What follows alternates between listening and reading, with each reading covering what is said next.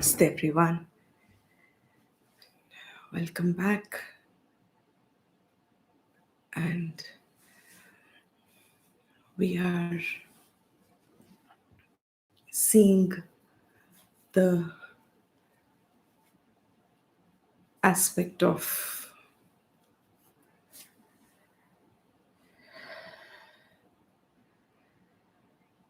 Dhyanam, which is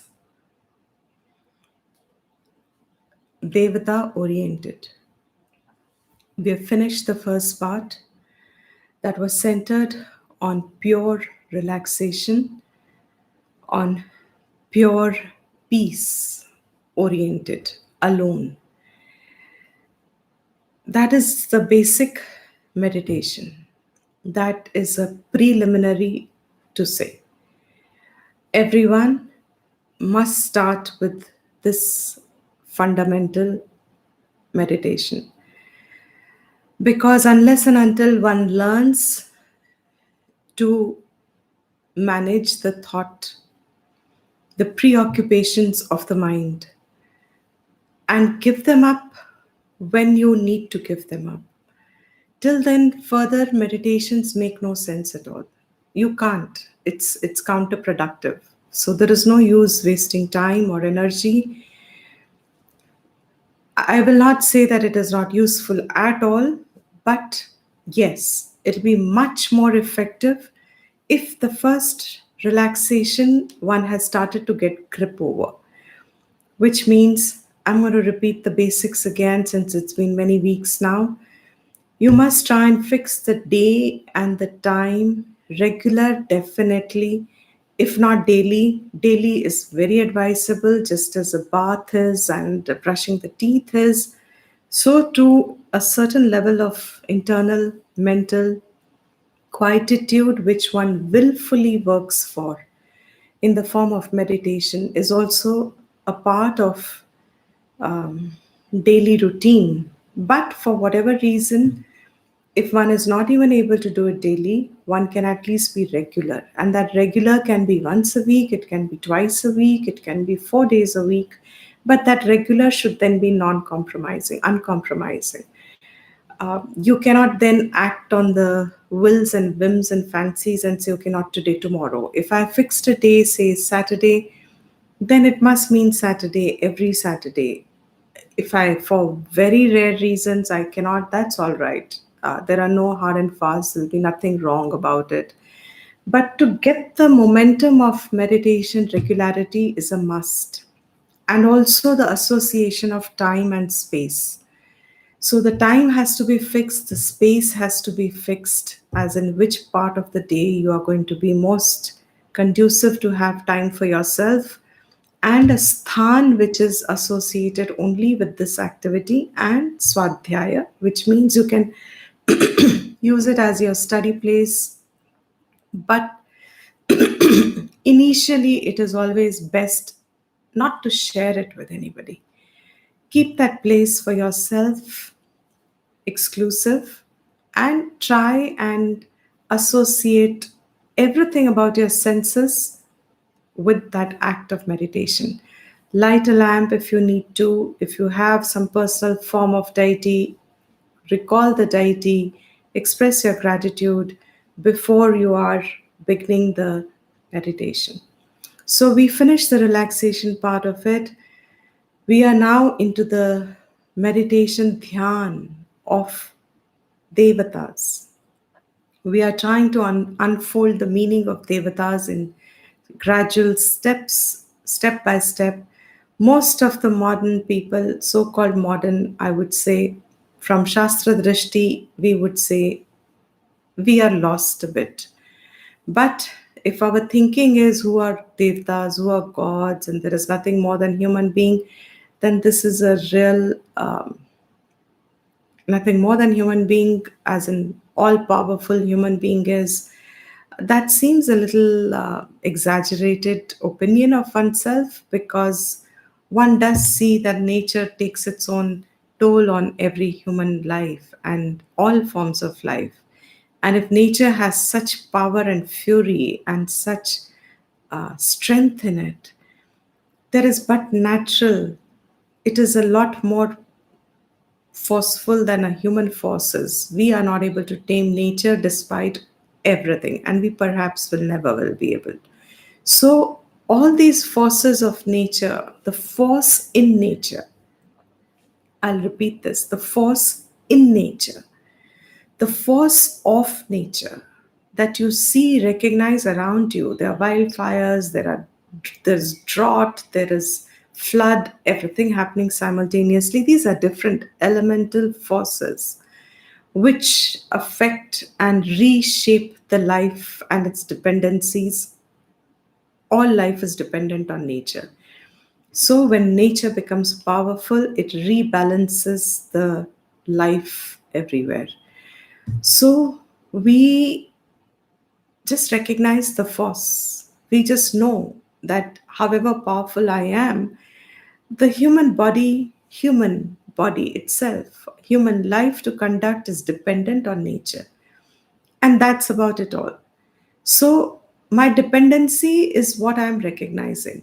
And in that recognition of the dependency, the forces Vedas attribute as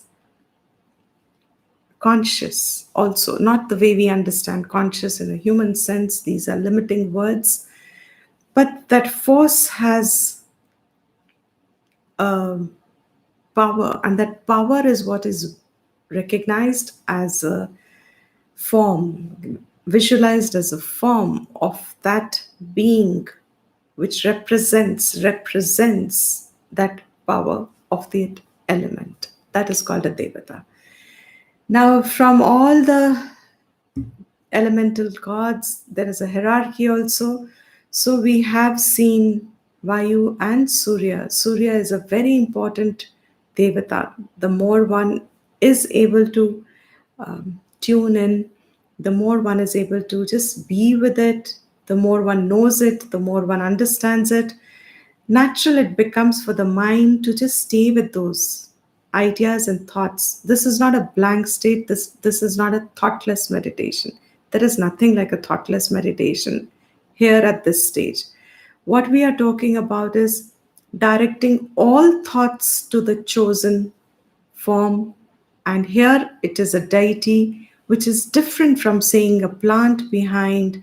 I can visualize the plant and meditate on that. I can visualize the artificial plant and I can visualize on it. I can visualize on anything. I can visualize a flame. I can visualize the breeze outside. Anything is possible. But I'm repeating myself in case someone has missed the benefit of Vedic Dhyan.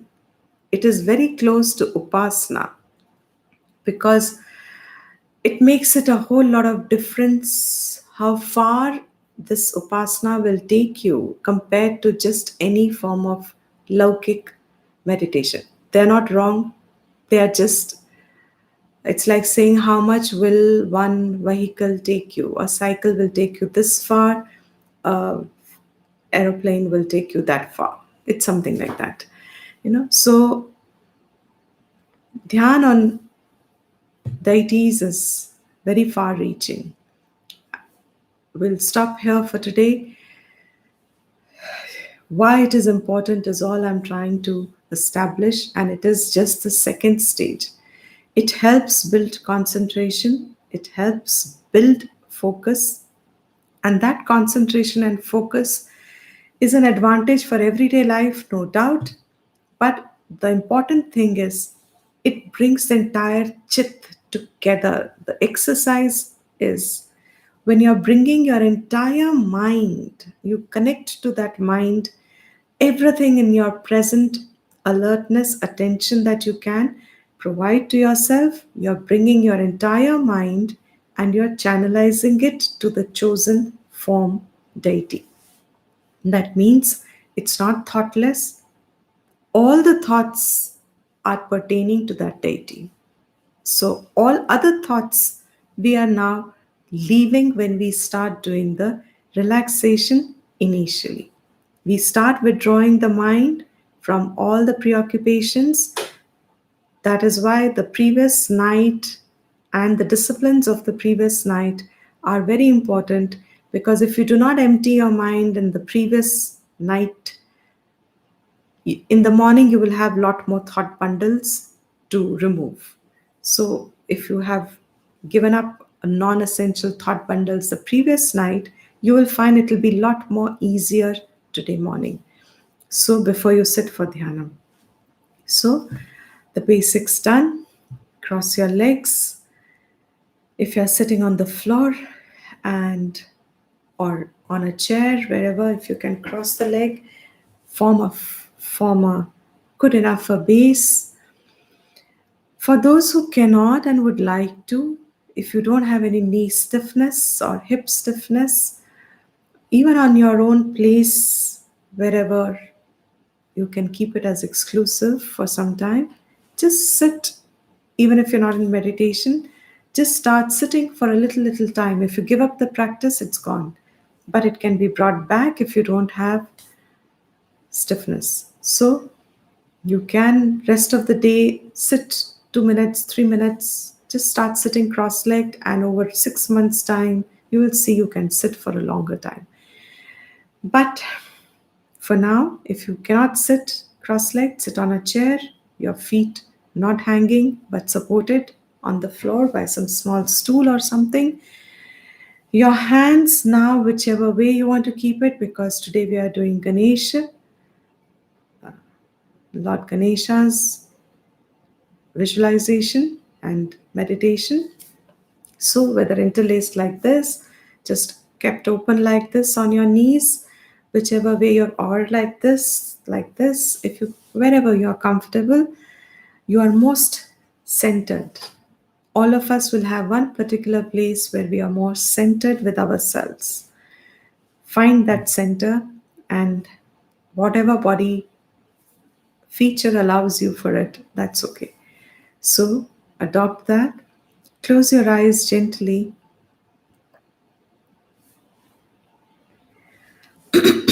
Start with your feet upwards. Taking a few deep breaths first. Initially, always breath from the nose, exhale from the mouth. Adjust your posture, spine straight, head and neck straight.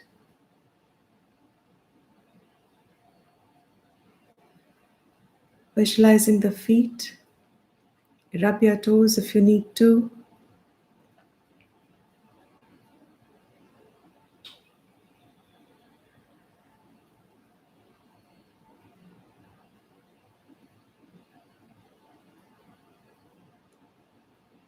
Start shifting the attention upwards from your feet. Rub the ankle.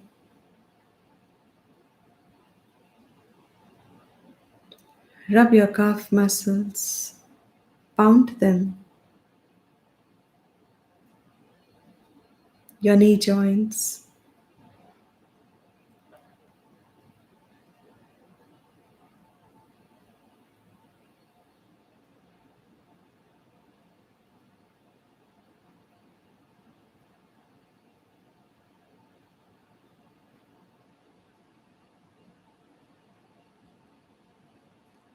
Rub the thighs. Pound it. Your hip joints.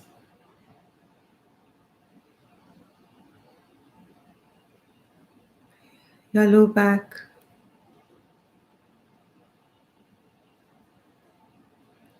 Rub it upwards.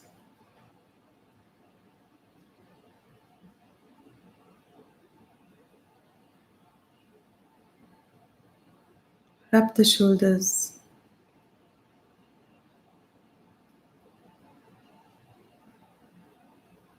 Arms down. Gaze it. Rub your palms.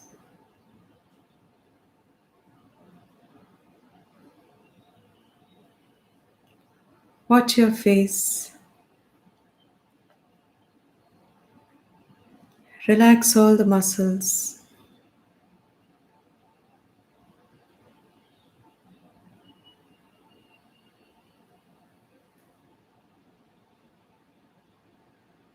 Watch your stomach.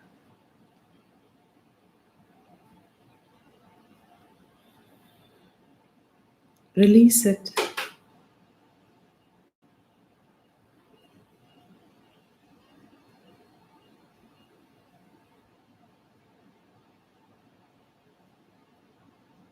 Breathe in from the nose and exhale from the nose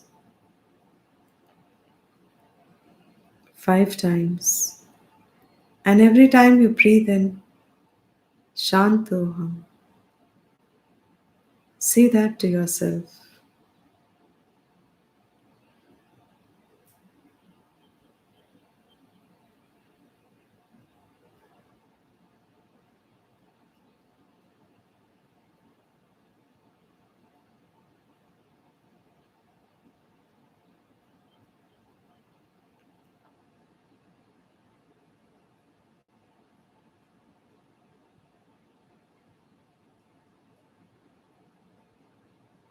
Relax completely. A wakeful state of relaxation, you're closest to your own self, your being.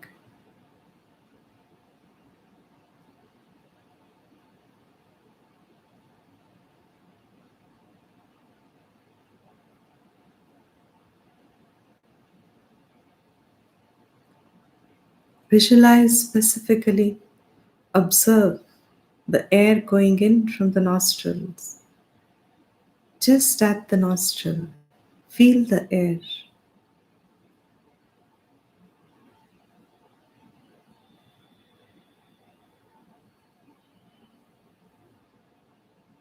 Do you now recognize the temperature difference?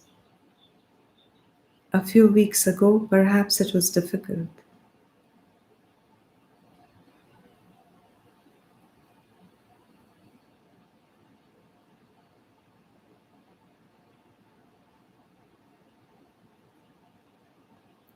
Can you feel the air throughout the nostril,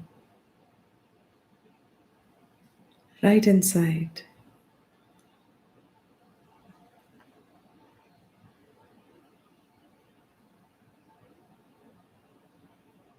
If you can, you're beginning to be very relaxed,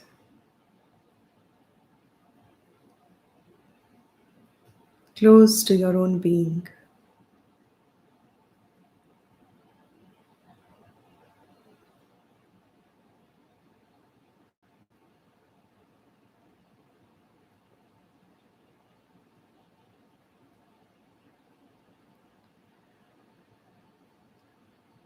Be aware of the air outside, which is coming in and out. Observe the gentle nature, how non forceful it is around you, ever present. That wherever you go, you will have an abundant supply so your lungs don't choke, so that the blood gets the oxygen, so that your cells and organs can function. This great availability of air throughout the planet, this pervasiveness and the gentleness in its nature, the great purifier,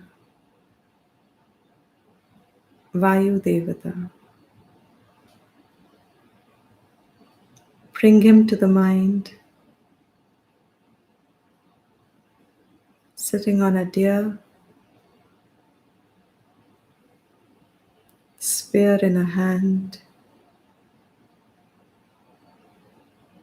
Offer your namaskar and let it go.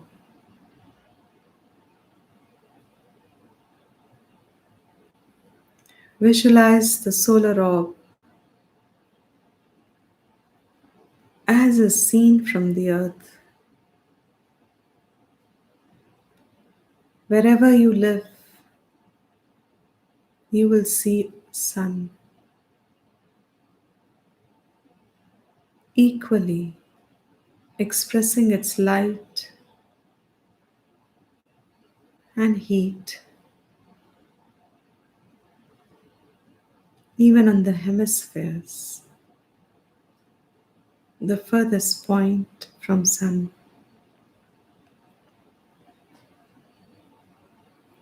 But from sun, there is no partiality, there is no division of the rays and the beams. The whole planet receives it unconditionally. All life forms receive it unconditionally.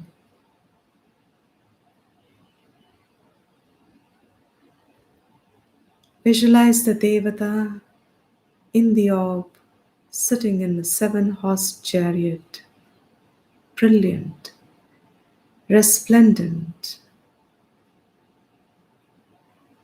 the destroyer of darkness,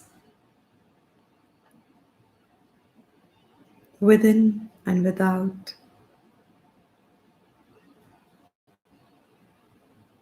The darkness removed outside, and the darkness removed within. He represents the Illuminator.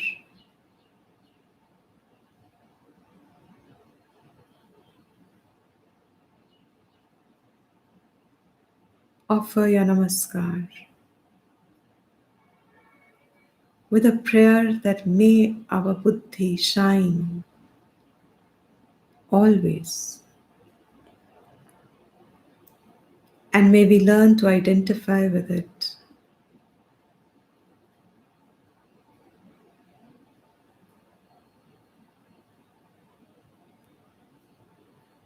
Let that light illumine within, destroying all darkness, doubts, fears, etc.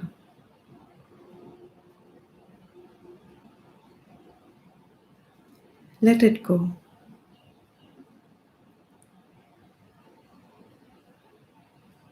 Bring to your mind your favorite form of Ganesha.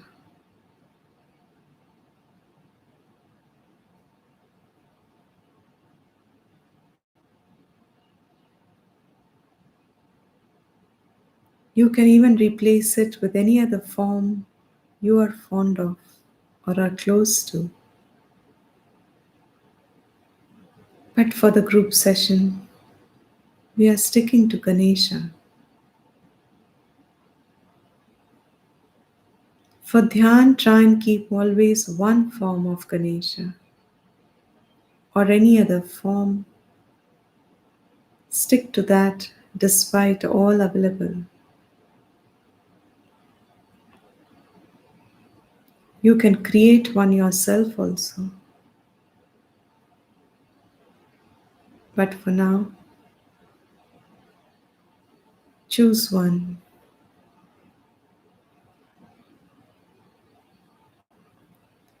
Let it engulf your entire mental space.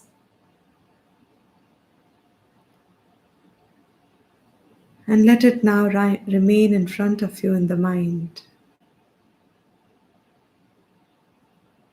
Whatever characteristics you know of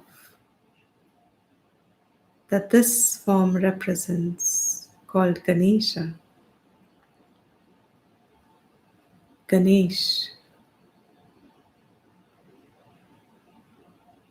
the Lord of the Ganas, son of Parvati and Shiva.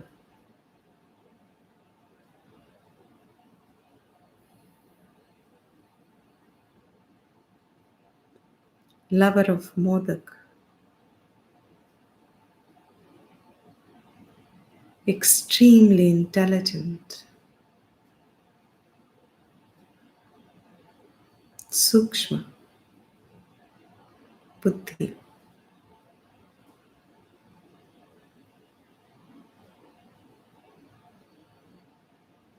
naughty,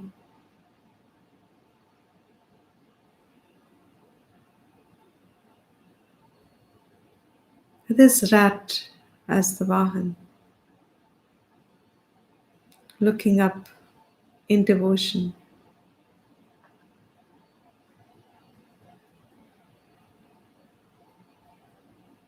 with his concerts, Riddhi and Siddhi.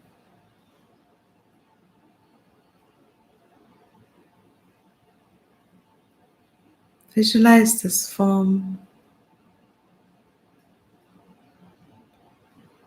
and if you're fond of, and out of your own sense of devotion, bhav, if tears flow, let them. If not, that's okay.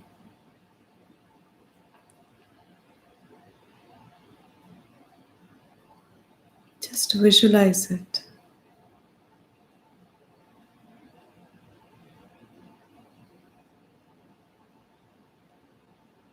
As much in detail you can look at the form, his ears, his eyes, his trunk, his crown, pot belly, the way he sits normally.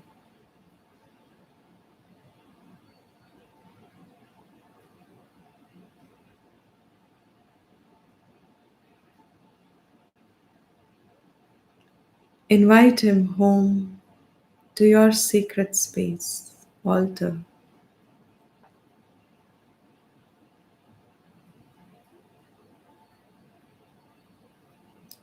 Offer water to wash his hands while you wash the feet.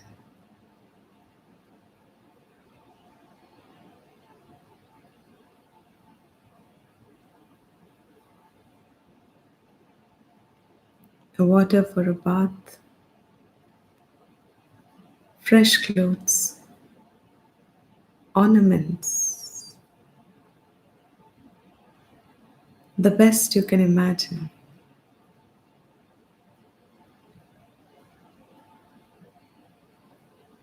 Asan, allowing him to sit.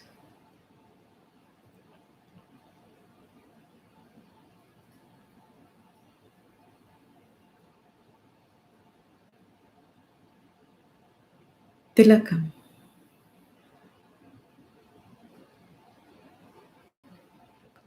Light the lamp.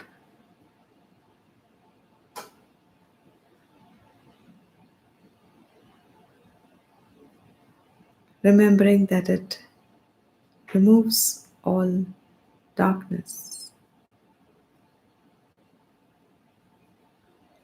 An incense to represent the purification of air.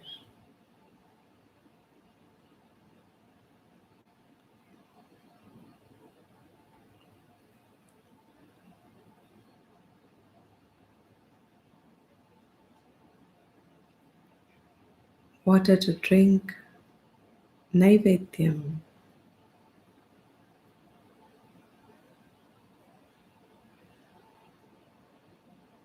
Or anything.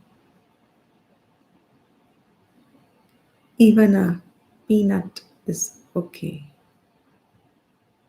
Mentally. Offering it.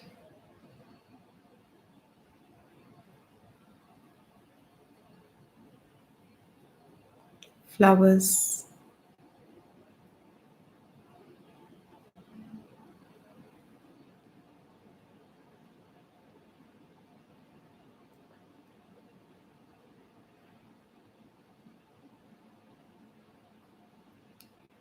Om Shri Ganapataye Namaha.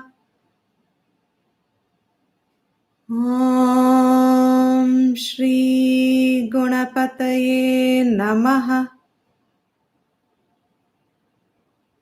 Om Shri Ganapataye Namaha. Om Shri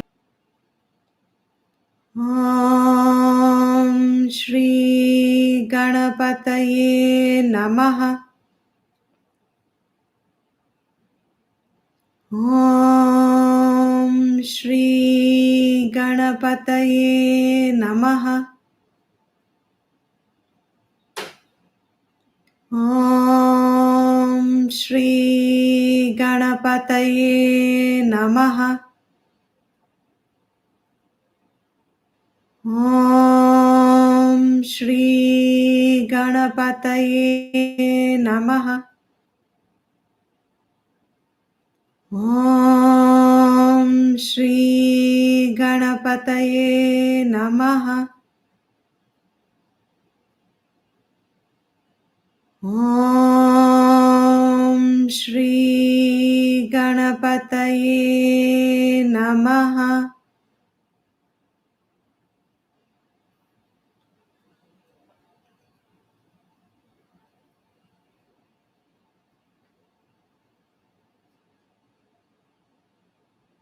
Visualize him with all the qualities that you know of.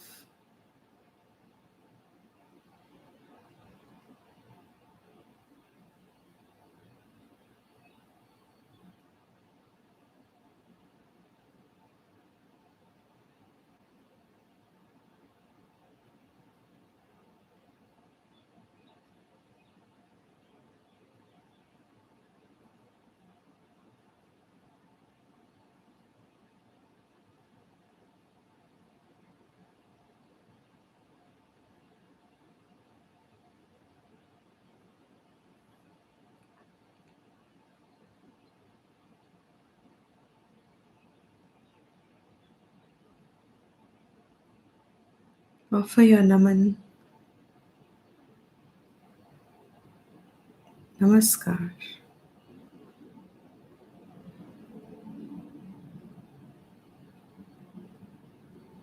Seek if you must anything, but we invoke him to seek the blessing. Let there be no vignas in our self-inquiry.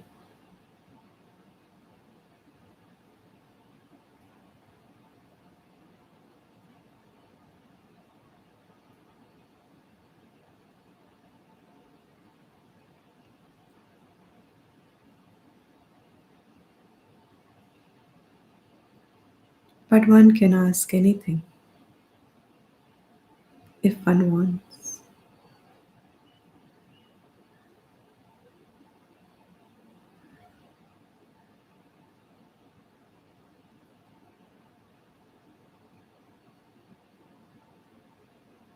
Allowing him to retrieve into the unmanifest form.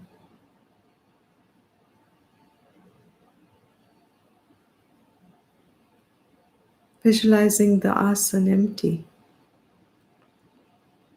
for now.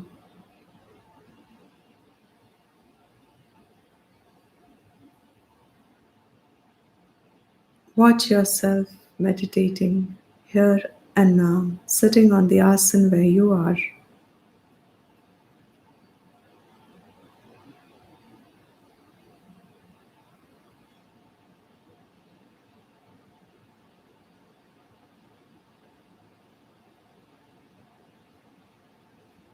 Be self-aware to the maximum.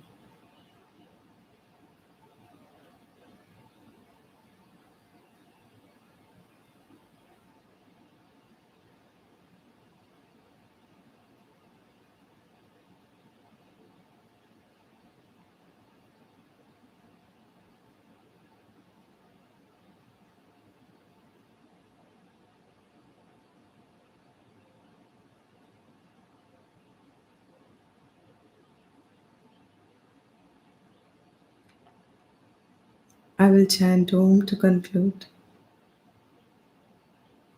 You can chant loudly or gently, softly, or within yourself.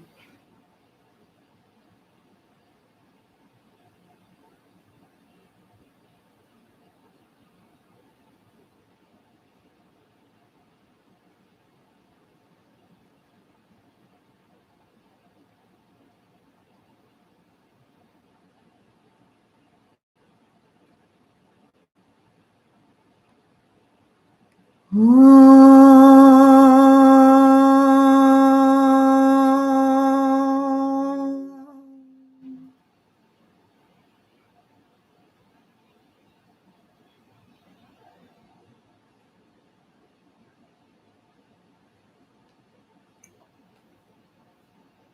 can wriggle your toes and fingers and open your eyes when you want to.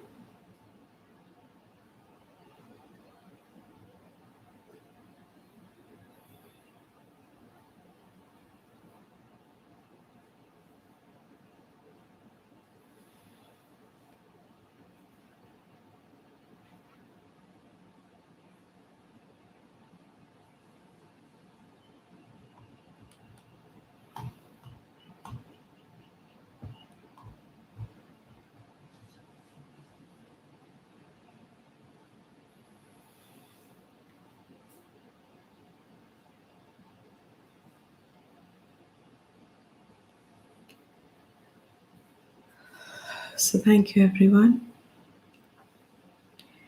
And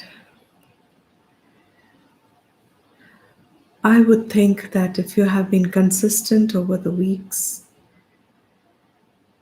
thank you, your meditation's getting firmer and you're getting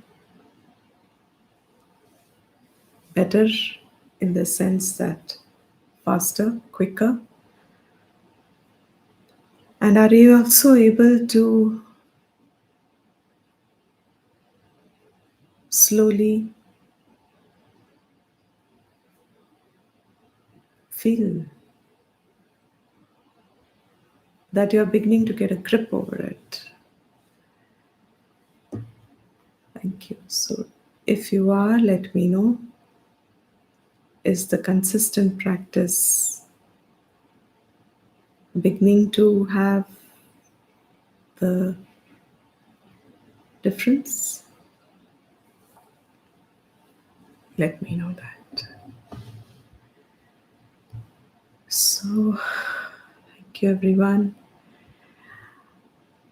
For next week, it would be nice if you can read up anything you want to on Ganesha. Very good. Yes, Shruti. Great.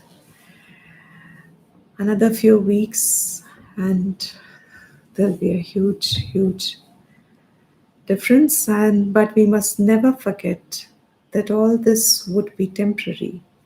Just as physical exercises to build your muscles, it may take 3 months, 6 months. You will have an effect for 2, 3 months, and then if you do not continue, it will go away. Mind may last a little longer, may take a little longer also, but it is very effective if you can hold it for long. So read up whatever you can on Ganesha so that you're able to. Wonderful. Thank you. Shubdin. Kumud. So that you will find that these are the gods, deities, Bhagwan. Bhagwan is the right word. Ganesha, Shiva, Krishna. They are not called deities, they are actually called Bhagwan. And so, whatever you can read, if you read, it'll help further. So, thank you, everyone. Shubh Dhyanam. Live the day in recognition that it is a blessed day and do what you can the best possible. And don't forget the discipline before you go to sleep so that next day morning you're fresh again, and be regular. Thank you, everyone.